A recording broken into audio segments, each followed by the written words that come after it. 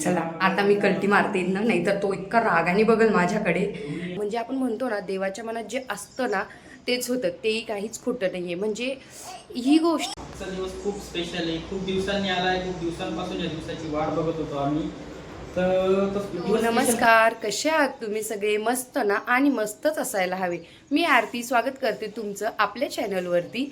आजचा दिवस खरंच माझ्यासाठी खूप स्पेशल आहे. तर चला आपण सुरुवात करूया. व्हिडिओ शेवटपर्यंत बघा. व्हिडिओ आवडला तर नक्की लाईक करा आणि आपल्या चॅनलला सबस्क्राईब करा. आजचा व्लॉग स्पेशल आहे, मी याच्यासाठी बोलले कारण की आम्हाला खूप दिवसापासून ना एकच काहीतरी करायचं होतं. ते तर सांगतेच तुम्हाला काय घ्यायचं होतं, पण ते इतकं म्हणजे मनासारखं भेटत नव्हतं पाहिजे तेव्हा. म्हणजे आपण म्हणतो ना, देवाच्या मनात जे असतं ना तेच होतं, तेही काहीच खोटं नाही आहे. म्हणजे ही गोष्ट आहे ना, खरंच सांगण्यासारखी आहे तुम्हाला. आम्ही काल ज्वेलर्सच्या दुकानात गेलो होतो, हे बघा तिथनंच आहे ना, एक काहीतरी स्पेशल घेऊन आलो आहे आम्ही. आणि ना ते खूप स्पेशल आहे आमच्यासाठी, ते शब्दात सांगू शकत नाही. आता ते काय आहे काय नाही हे तर मी तुम्हाला लवकरच सांगते. सोबत आज गुरुवार आहे आणि गुरुवार असल्यामुळे आमच्या घरामध्ये आज मस्त अशी देवपूजा होणार आहे. हे सगळे फुलं आमच्या बगीचेतले म्हणजे आमच्या झाडाला आलेले आहेत. आणि हो, त्या फुलांमध्ये अजून 2 फुलं ॲड होणार आहे. ते कोणते तेही लगेचच सांगते मी तुम्हाला. त्याच्यामध्ये ॲड होणार आहेत ना, जे 2 फुलं बोलले मी, ते म्हणजे हे छान छान असे गुलाबाचे 2 फुलं. किती छान आहे बघा. नीरज, आजचा दिवस कसा आहे आपल्यासाठी? आजचा दिवस खूप स्पेशल आहे. खूप दिवसांनी आलाय, खूप दिवसांपासून या दिवसाची वाट बघत होतो आम्ही. तर तो दिवस स्पेशल काय आहे ते तुम्हाला कळेलच. व्हिडिओ शेवटपर्यंत नक्की बघा. त्याचसोबत आहे ना, मला पंचामृत बनवायचं आहे. मग मी ना जरा पटकन सगळं सामान जवळ घेऊन बसते, म्हणजे मला अजिबात उशीर नाही होणार. मला हे हवं आहे.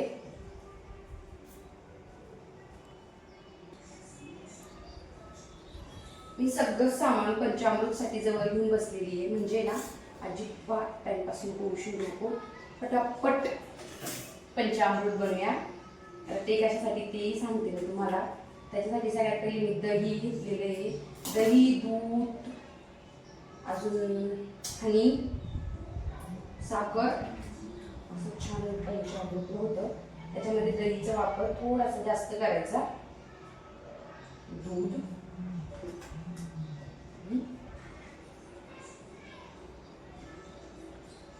थोडंसं हनी,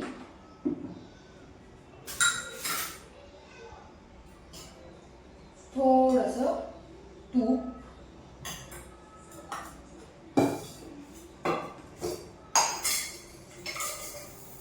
साखर,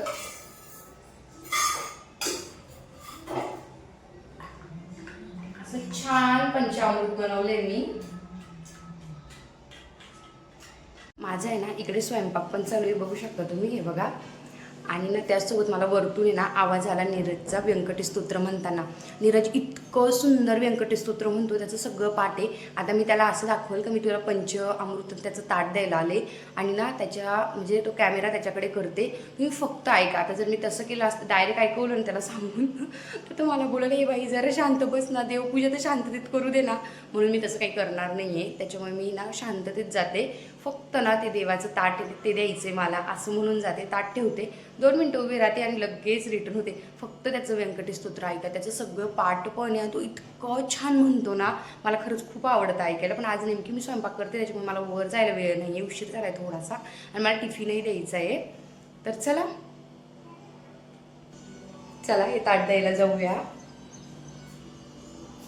सावळी तनु सुकुमार मथे जैसी चंद्रलेखा कोटी वसुनिर्व अपूर्व रेखा इंद्रनीळाची ये परी चरणी वाळे घागरिया वाकी वर्द्या गुजरिया सरळ सुंदर पोटरिया करदळी स्तंभाची ये परी गुडगी मांडिया जानुस्थळ कटी सटी किंकिनी विशाळ थारते विश्वोत्पत्ती स्थळ वरी झळाळे सोनी कंकणे भगवटी बाहुभूषणे कंठीले हिरियाभरणे सूर्यकिरणे भगवती कंठावर्ते मुखकमळ अनुपटी अत्यंत सुंदर मुखचंद्रमाती निर्मळ. चला आता मी कल्टी मारते ना, नाहीतर तो इतका रागाने बघल माझ्याकडे. त्याला देवपूजा करताना अजिबात डिस्टर्ब चालत नाही. त्याला असं वाटतं मला देवपूजा शांततेत करू द्यायची, मध्ये मध्ये अजिबात डिस्टर्ब करायची नाही. त्याच्यामुळे मी पटकन खाली आले. पण खरंच खूप सुंदर व्यंकटेश स्तोत्र बोलतो तो. इतक्यात माझा ना सगळा टिफिनचा स्वयंपाक आणि ते करून झाला आहे. किचनजवळ इतकं गरम होत होतं ना, असं वाटत होतं डायरेक्ट पळावं, इथं थांबूच नाही, एवढं जास्तीचं. म्हणजे आमच्या किचनमध्ये खूप हवा येते, पण प्रॉब्लेम असा आहे की त्यासाठी ना मागचा दरवाजा ना ओपन करून ठेवावा लागतो. मग आहे ना अशी मस्त खेळती हवा राहती, पण त्याने काय होतं, गॅसला आहे ना खूप जास्तीची आस म्हणजे अशी असंच लागत नाही, खूप जास्त हवा लागते, त्याच्याने गॅस कंटिन्यू विझत राहतो. मग आहे ना आम्ही काय करतो माहिती का, सगळं दरवाजे खिडक्या बंद करून घ्यावा लागता आणि मग स्वयंपाक करावा लागतो. पण त्यांनी इतकं गरम होतं, असं वाटतं डायरेक्ट 120च्या स्पीडनी न पळावा आणि फॅन खाली किंवा कूलरजवळ जाऊन बसावा. चला, आता माझा इथला सगळा स्वयंपाक आवरला आहे. आता मी अजिबात टाईम वेस्ट नाही करत तुमचा, आणि पटकन तुम्हाला दाखवते मी की आम्ही आजचा दिवस का स्पेशल म्हणत होतो, आज काय स्पेशल आहे, काय इतकं आम्ही हॅप्पी आहे आज, हे सगळं चला मी तुम्हाला पटकन पटकन पटकन पटकन अजिबात टाईम वेस्ट न करता दाखवते. चला तर मग. हे देवाच्या मनात असतं ना, तेच आपल्यासोबत होतं. असं आज आमच्यासोबतही घडलं. आता झालं काय ना ते सांगते. नीरजची आणि माझी खूप दिवसापासून ना एक इच्छा होती, आणि ते ना आम्ही इतके दुकानं फिरलो, मनासारखं काही होतच नव्हतं. आणि ना फायनली काल, म्हणजे आज गुरुवार, आणि काल मला नीरज घरी आल्यावर म्हणतो, चल आपण ज्वेलर्सकडे जाऊया. तर ते कशासाठी ना, तर ना आम्हाला आहे ना दत्तगुरूंची मूर्त घ्यायची होती. पण ह्या मूर्तीसाठी आम्ही खूप फिरलो आहे, म्हणजे खूप दुकानं फिरलो आहे. आमच्या मनासारखी आम्हाला हवी तशी मूर्त आम्हाला हवी होती. पण झालं कसं, काल तो अचानकच मला बोलला, चल जी आहे ना ती घेऊन येऊया. मग मी त्याला बोलले, अरे नको घाई करायला. तो म्हणे, नको गं, चल खूप दिवस झाले आता. मग मी म्हटलं ठीक आहे चल. मग आम्ही गेलो ना, तर तिथं काचेमध्ये ना अशी ही मूर्त बघितली, आणि ती आम्हाला इतकी आवडली की आम्ही बाकी विचारलं पण नाही अजून कोणती मूर्त आहे का किंवा अजून काही आहे का बघण्यासाठी. लगेच फायनल केली, आणि आज गुरुवार त्यांचा अभिषेकही होऊन गेला, प्राणप्रतिष्ठानही होऊन गेलं.